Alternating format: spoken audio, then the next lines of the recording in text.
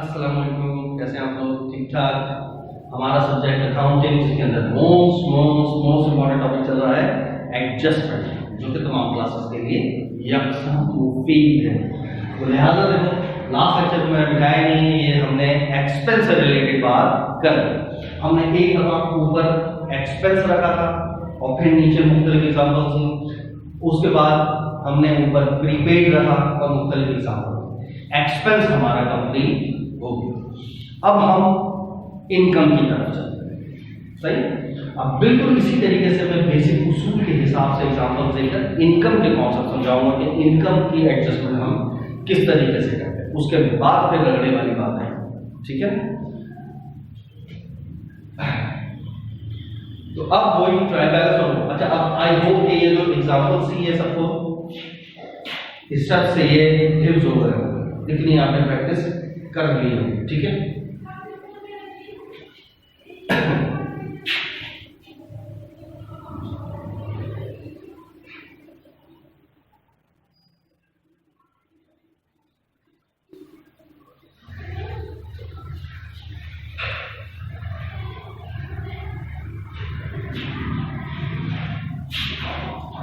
तो बस अब हम स्टार्ट करते हैं अपना इनकम से रिलेटेड।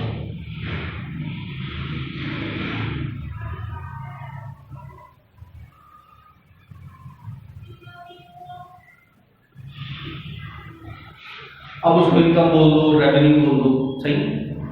इससे रिलेटेड हम बात करें।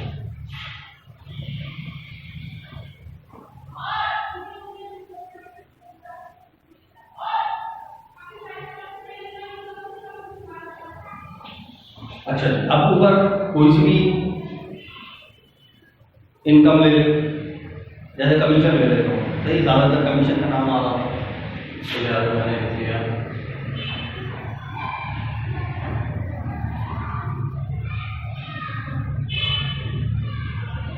कमीशन रुपीज 1, सही। ऊपर क्या लिखा हुआ है? Commission revenue. ज्यादातर लोग इसको कमीशन इनकम भी पढ़ रहे थे, लेकिन कमीशन के साथ लफ्ज आना चाहिए कमीशन रेवेन्यू या कमीशन अर्न। लेकिन रेवेन्यू भी सुटेबल नहीं है, इसके साथ क्या लफ्ज होना चाहिए? Commission earn.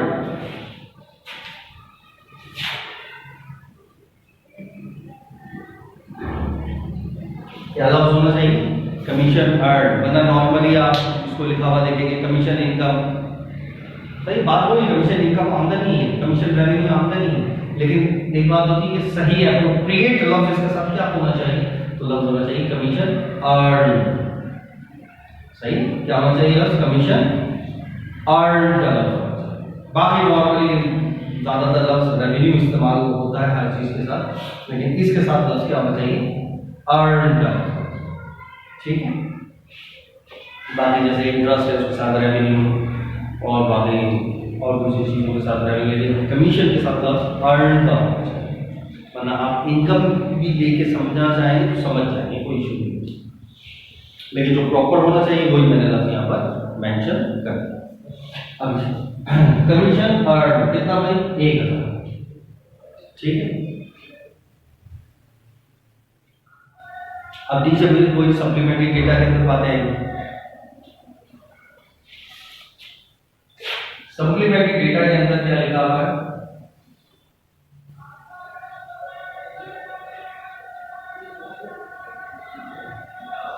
Unearned commission. Unearned commission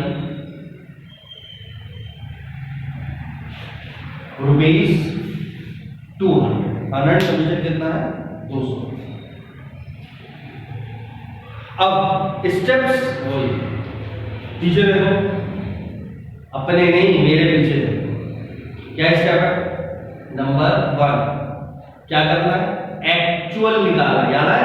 अब पहले हम लोगों ने बिठाया इसी वजह से नहीं, एक्चुअल निकालना। अब एक्चुअल एक्सपेंस की वजह क्या हो जाएगा? एक्चुअल इनकम निकालनी होगी। तो अभी हम यहाँ पर लफ्ज एक्सपेंस की जगह क्या लिख देते हैं? Actual income. सही है। यहाँ पर क्या लग रहा है? Actual income. सही, बाकी सब कुछ कौन से वही है, बस जहां जहां एक्सपेंस एक्सपेंस एक्सपेंस कर रहे थे अब वहां वहां इनकम इनकम इनकम करेंगे। ठीक है, हाँ तो पहला स्टेप क्या था, एक्चुअल निकालना। अब यहाँ पर क्या निकालेंगे, एक्चुअल इनकम, असल आमदनी हमारी कितनी है। कैसे निकालेंगे वो, ऊपर नीचे पढ़ो, बाकी सब कौन सा नहीं, अब जरा ऊपर नीचे पढ़ो और असल आमदनी मालूम करो, असल आमदनी कितनी है। तो ऊपर क्या लिखा, कमीशन अर्न, आमदनी 1000, साल के आखिर में क्या पता चला, अनअर्न 200, नहीं कमाए, तो अनअर्न का मतलब क्या होता है, ऐसी आमदनी जो वक्त से पहले वसूल कर ले, अभी कमाई ना हो, एडवांस में ली हुई हो, उसको क्या कहते हैं, अनअर्न। सही है, तो अर्न कमाई, तो पहले क्या लिखा है, आमदनी 1000, साल के आखिर में पता चला अनअर्न 200 रुपए, तो नहीं कमाए, तो बताओ असल में कितने कमाए, 800। इसको माइनस पहले अलग, 800, इसको माइनस अलग कर, असल कितना है, 800। क्लियर, पहला स्टेप क्लियर हो, किस तरीके से मैंने किया। पहले आमदनी कितनी थी, 1000, साल के एंड में क्या पता चला, 200 अनअर्न है, आमदनी नहीं है। पहले आमदनी कितनी थी, 1000, और एंड में क्या पता चला, 200 रुपए आमदनी नहीं है, तो असल आमदनी कितनी हुई, 800। इस तरह आपने 800 असल निकाला, पहला स्टेप। दूसरा स्टेप कंपैरिजन। कंपैरिजन कैसे करते हैं, ऊपर और असल को पढ़कर फैसला करते हैं ना, इजाफा कमी, ऊपर और असल को पढ़ के आपने असल आमदनी निकाली और इजाफा ये कमी निकाली। तो जरा दूसरा स्टेप कंपैरिजन करके देखते हैं, इजाफा हो रहा है ये कमी। पहले आमदनी कितनी थी, 1000, असल कितनी है, 800, तो बताओ बढ़ रही है कम हो रही है, कम हो रही है, कितने रुपए कम हुए, 200, खत्म कर, बस इससे इनकी पास करते हैं। सही, आई रिपीट, पहला स्टेप क्या था, असल निकालना। असल कैसे निकालते हैं, ऊपर नीचे पढ़ो, ऊपर नीचे पढ़ो।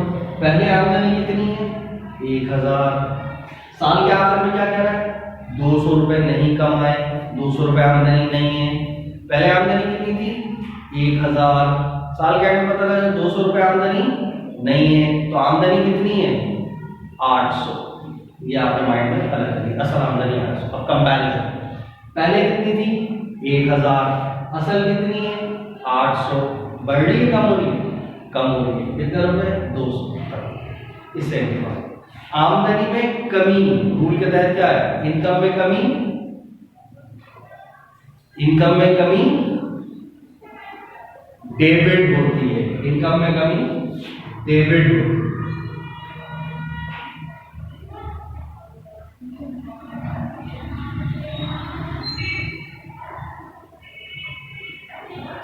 There's a commission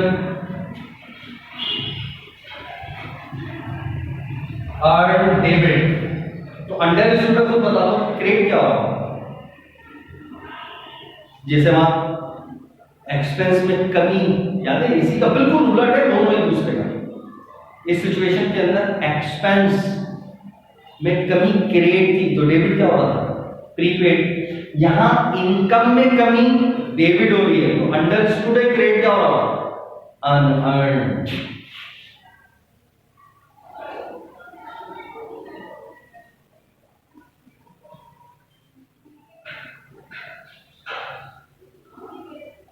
और कितने से इजाफा, कितने से कमी, 200 से कमी, तो अमाउंट 200 ही आएगी।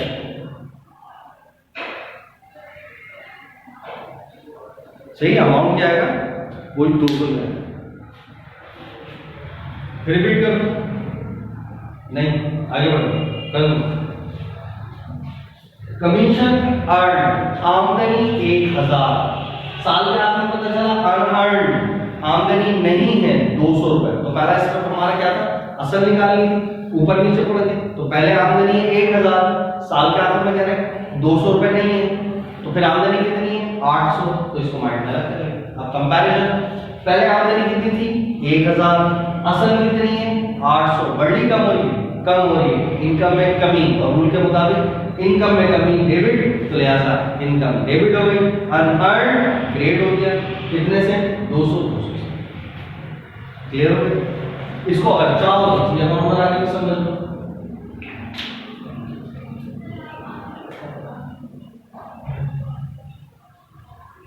पहले जो लिखा होगा उसी का ये अकाउंट होता है, commission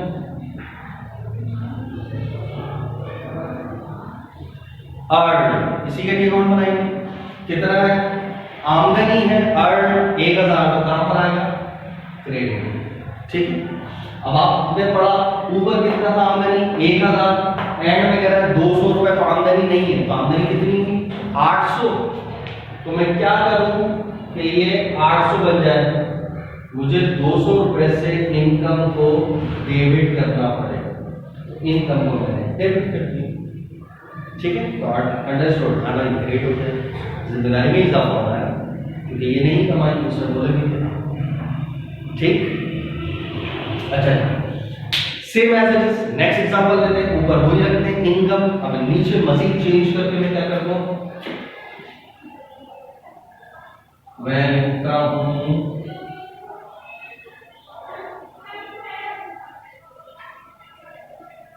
commission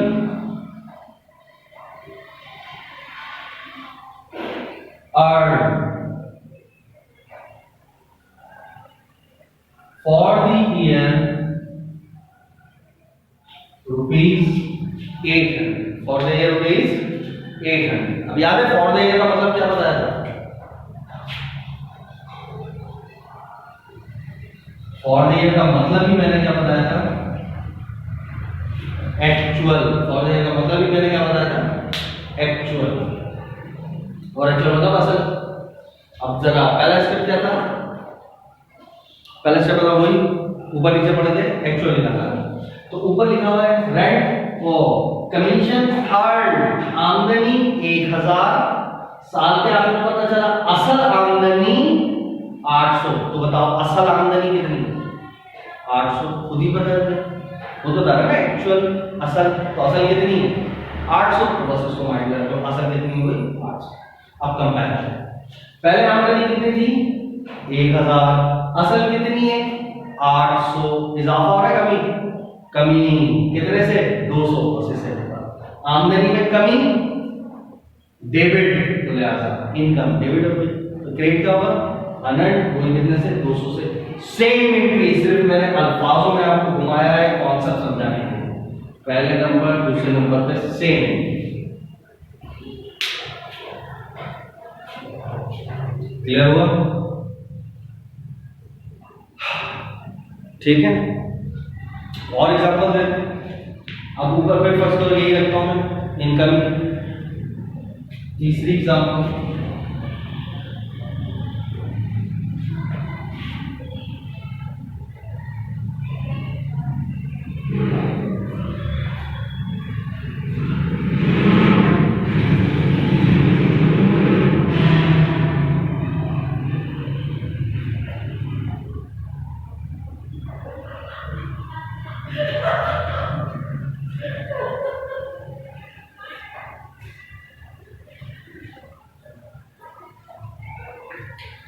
commission receivable 300, commission receivable 300, receivable मतलब मजीद ले। ठीक है, बात पहला स्टेप क्या है? ऊपर नीचे पढ़ा था, असल निकालना। ठीक है, आप पढ़ा कमीशन अर्न, आमदनी 1000, साल के शुरू में क्या लिखा हुआ है? आमदनी 1000, साल के आखिर में क्या है? कमीशन रिसीवेबल 300, यानी रिसीवेबल मजीद लेने 300 रुपए।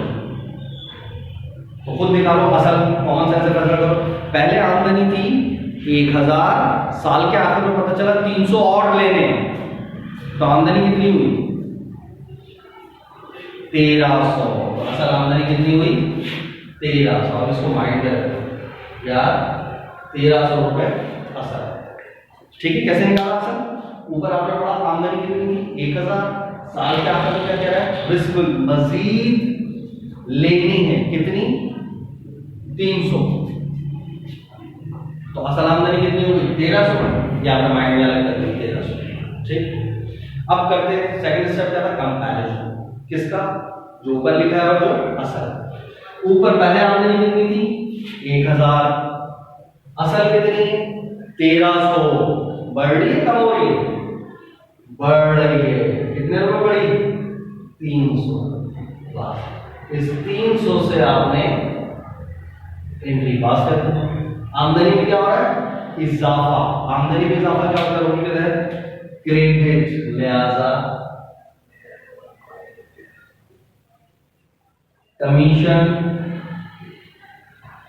अर्न क्रेडिट कितने से इजाफा हुआ था 300 से। और क्या ये पैसे ले लिए, ये जो 300 से इजाफा हुआ था ले लिए, लेने में क्या कहते हैं रिसिबल एसेट, लेना है। एसेट्स में क्या हो रहा है इजाफा, एसेट्स में इजाफा है डेबिट, लिहाजा कमीशन रिसिवेबल डेबिट। क्लियर हो गया, ये वाले की कॉन्सेप्ट क्लियर है। बोले बहुत एक स्टेप को 10-10 एग्जांपल दे के घुमा के समझा रहा हूँ ताकि आपका कॉन्सेप्ट बन जाए। ठीक है, यहां तक ओके। अच्छा, तो लिहाजा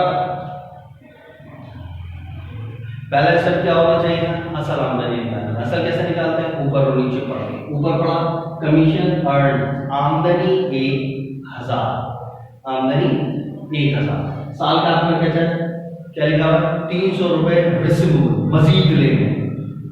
तो पहले आमदनी थी 1000, साल का एंड में क्या है 300 और लेने।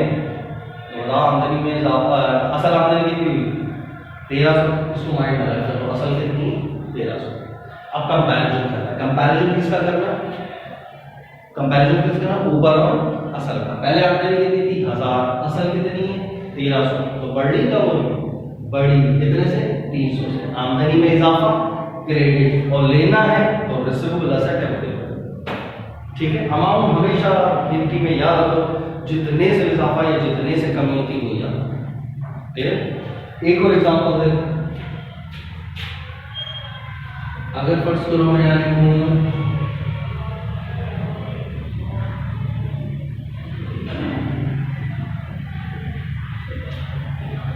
अच्छा, यहाँ जो लफ्ज मैंने लिखा है रिसिवेबल, मैं रिसिवेबल के अलावा लफ्ज एक्रूड लिख दूं, आउटस्टैंडिंग लिख दूं, ड्यू लिख दूं। सबका मतलब क्या है, आमदनी है तो लेनी है, लेनी है, लेनी है। ठीक है, अच्छा